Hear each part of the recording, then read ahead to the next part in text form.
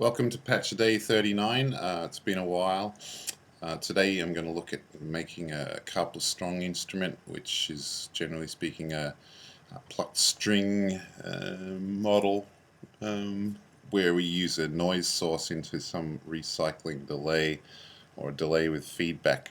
And then inside that delay feedback we'd probably want some kind of filter to make it so that it wasn't, that had some kind of formant qualities perhaps.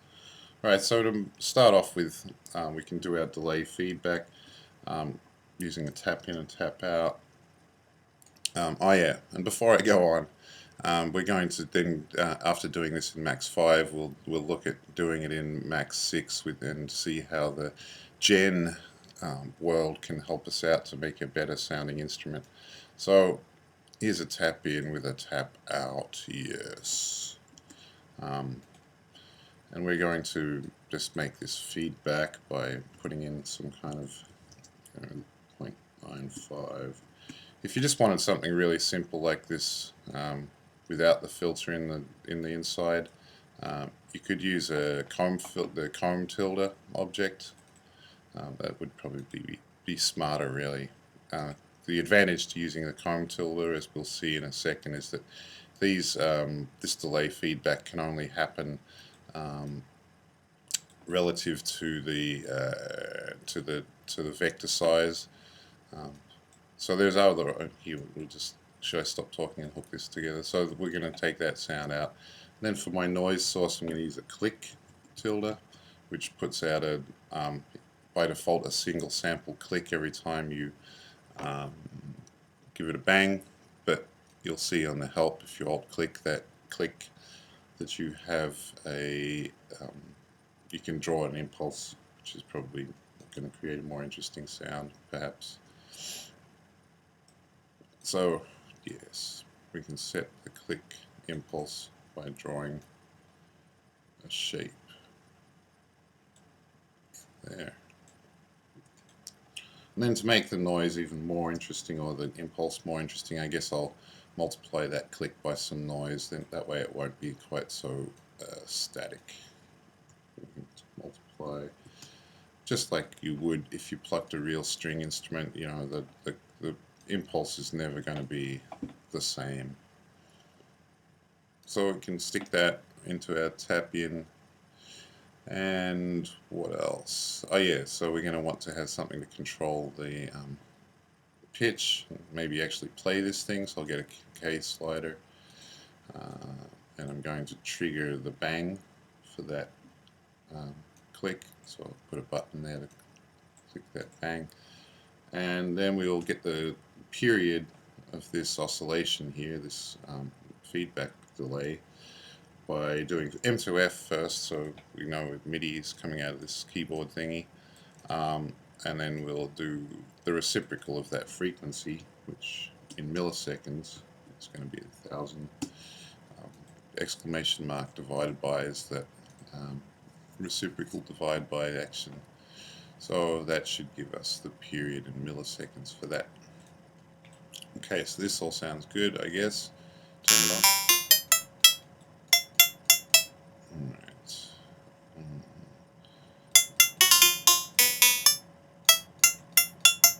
Okay, so you can probably tell that at the top of your K slider range, depending on your vector size, you'll stop changing the pitch. So we can verify that that's because of the vector size by going up under the options to the DSP status window. We can put our vector size down to 32. We should have those notes there now. Okay, so like I said, you might want to put a filter in the middle here, just to be able to give this some, make it a little more groovy. So we could put a biquad and take its, take the filter graph for it. I thought.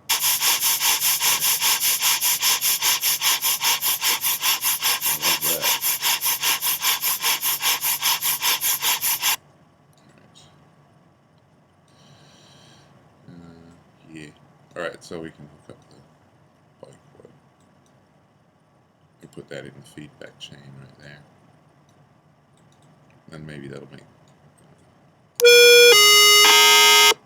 yeah, that makes, I think maybe that feedback is a little bit too high now. Is this just because the filter is exploding? I think so.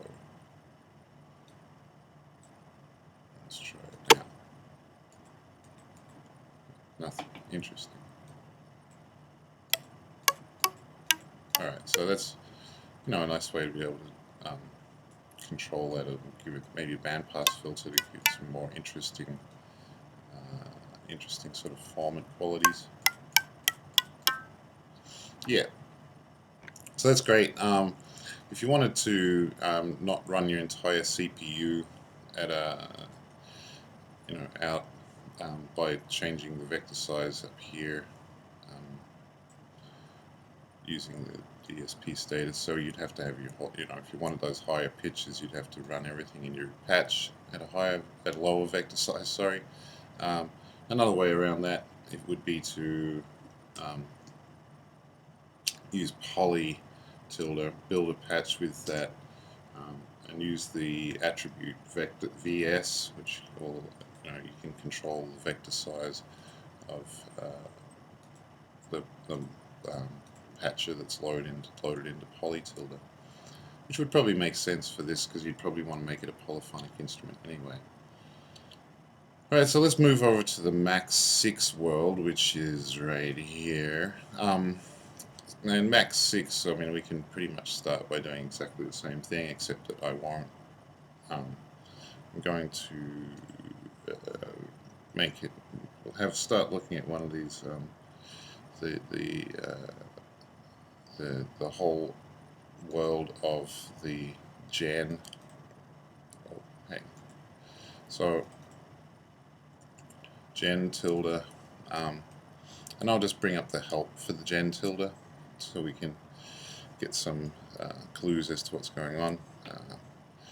Basically, the gen object is allows you to write sort of signal processing or actually jitter code inside the.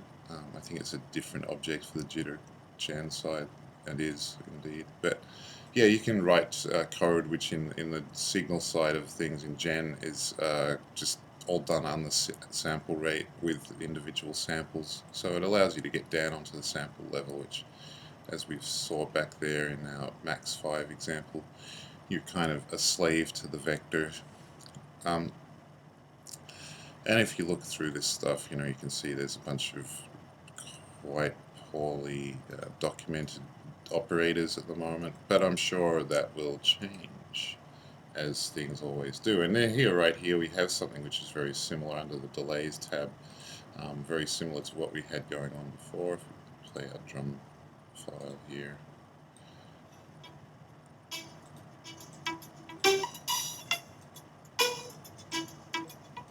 So this is pretty much the Karplus strong thing going on. To make it just the same as our Karplus strong thing, I guess we could do what we did before with a noise and not the noise help, but the yes, the click thing we had before. Click. I'm just copying what we did on that other max patch, and I'm going to get the help for that to get my impulse slider thingy. Yeah. And set the click impulse. Multiply the click by the noise. And thigh bone connected to the hip bone. Alright. That in there, and that all go into there. Great. And then a button to create my click from the keyboard slider. So this is turn it on first. So there's already a filter going on. If we have a look inside the gen, double click the gen to look at what is going on inside that in the signal world here, that they have a cheap low pass filter already built onto this thing, which is just any time you take the current sample and average it with the previous sample, you get a low pass filter. If you think about that, for a couple of minutes or maybe a couple of hours. You'll figure out why. I'm not going to explain it. Alright, I'm just going to delete a whole bunch of stuff here. What I'm going to do is build a bike quad. Alright, I bet you never saw anybody build a bike quad, or maybe you already did, or maybe you built one yourself. But that's all good because I'm going to build one. So in between where we just had that cheap low pass filter, I decided I wanted to have. How come I can't move that? I just wanted to. Okay, fine. So in between, just to make this clearer, I'd like to be able to show that this is really feedback. Okay, good.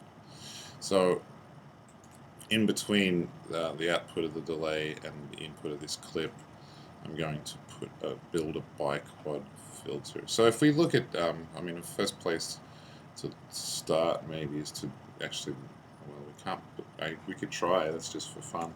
We can try putting a bicod into this patcher, and you can see none of the Max6 objects operate within the within the gen. So just for fun, we'll put one here because that will actually work. We can see the equation for the bicod filter, and I happen to have this is the sampling, the value. So we're looking at 5 coefficients. This is the sample being added, the current sample, and this is the sample. This here, the sample at the current time, and then another coefficient multiplying the sample, the previous sample, another coefficient multiplying the second previous sample, and then this is the feedback part of the equation here. So you're doing the same thing, sort of a feed forward chain and then a feedback chain. And we can have a look at an image that I pasted in here from the internet. And I think there's a similar image somewhere in the bicod help for Max5. But even though the B's and the A's are are opposite on this diagram, you can see that the current sample is going through here and adding into the output, as well as this part of the world where the the previous samples to the first previous sample and the second previous sample are being added back into a little feedback chain. So you basically have two sort of concurrent feed forward and feedback chains inside there. All right. So yeah, we're going to build that. All right. So going by that equation, we're going to start in here. We can we'll use these parameters, and I'll just duplicate that period one. So we're going to have a parameter called A0. I'm going to have a parameter called A1. I'm going to have a parameter called A2. I'm going to have a parameter called B1 and a parameter called B2. Okay. So those are our parameters. Now all we have to do is figure out how to put make the signal work for that. So first thing, I guess we just need to multiply the current, the output, which is just that, by A0. That was easy.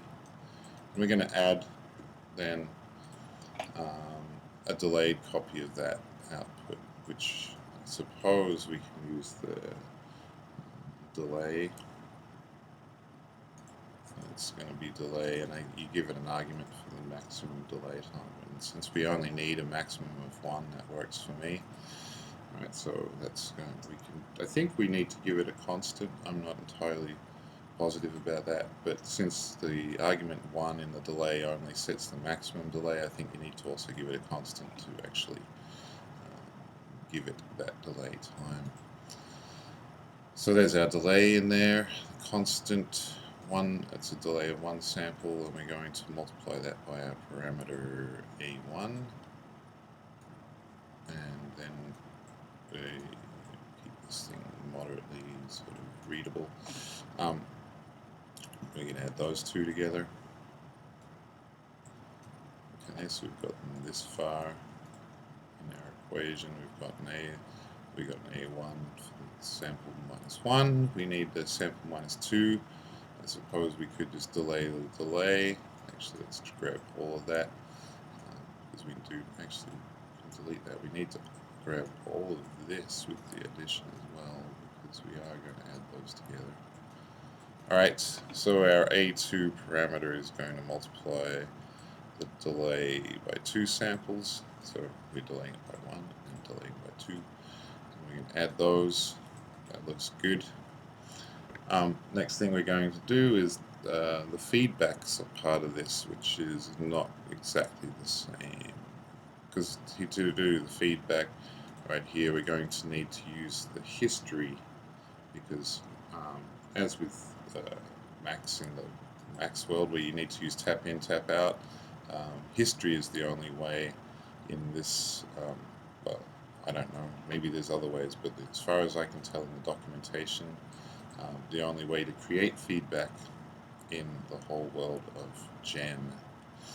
Right, so we're going to add in some, it's going to be our feedback part right down here. Bring down our parameters for that. So here's the history of the previous sample, and we're going to multiply that history by B1 parameter. Yes, and then we're going to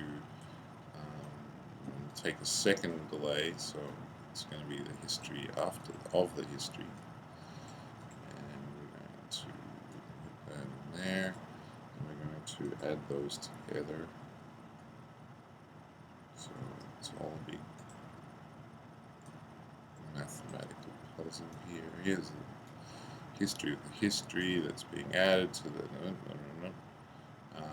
and this part of it actually right here I hooked up the wrong thing, because at some point we're going to, this thing needs to feed back, and that's right about here, so we can add the input with the output, and there's a feedback chain right there. And then we'll hear where everything gets added together, which is right here. That should be the output of our biquad filter. You can pause your YouTube video if I went too fast. Of course, I might have done something wrong here, which is not absolutely beyond belief that could happen. Alright, so let's go back to our front end of this patcher here. I'm going to need to, where's my front end? It's the help patch, right? Yeah, that one. So I'm going to use the filter graph again, but in this time, let's just use the filter graph. How do I get a filter graph? I think if I actually look at the help on biquad in Max 6, you get it. Alright, so I can copy the filter graph with that little box there, so we can change the mode of the filter. Let me create some more space here. Alright, so what we're going to want to do to be able to control those parameters is we can see that this, what they call this attrui object, which is really quite a handy addition to Max6. If I just duplicate that, and since I have created it down inside this gen here, some parameters, some new parameters, when I connect the attrui object, I can see, well, I could see if I didn't run out of space down there, that now I have those parameters at my disposal for that attrui object, which is great, because those are the parameters I'm going to want to take from this here filter graph. I'm going to unpack the values for that filter graph. So there's 5 parameters that come out of this left-hand outlet, which are those filter coefficients. And hook up the A0, and then we're going to hook up whatever this. It has to be connected on the outlet before it's going to see those parameters. So I'll just hook up all 5 of these for now.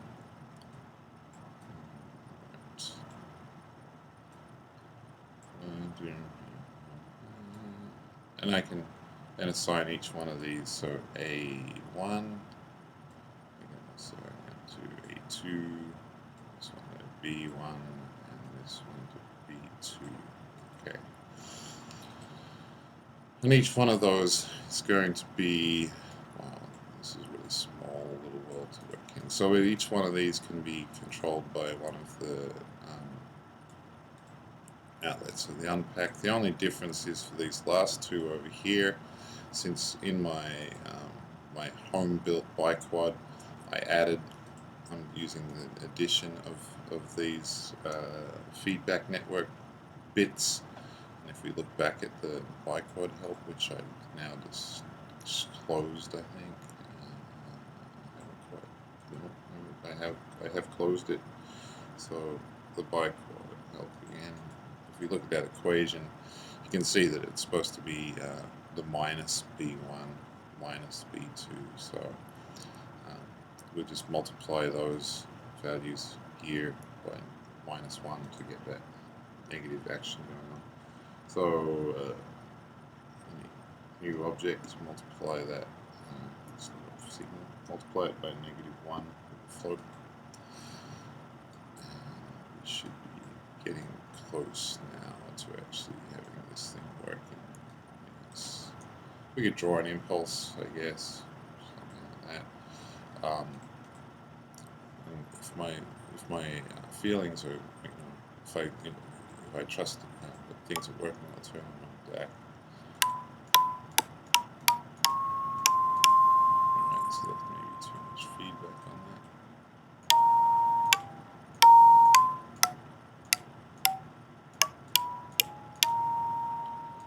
Let's try this low pass to see this thing simple.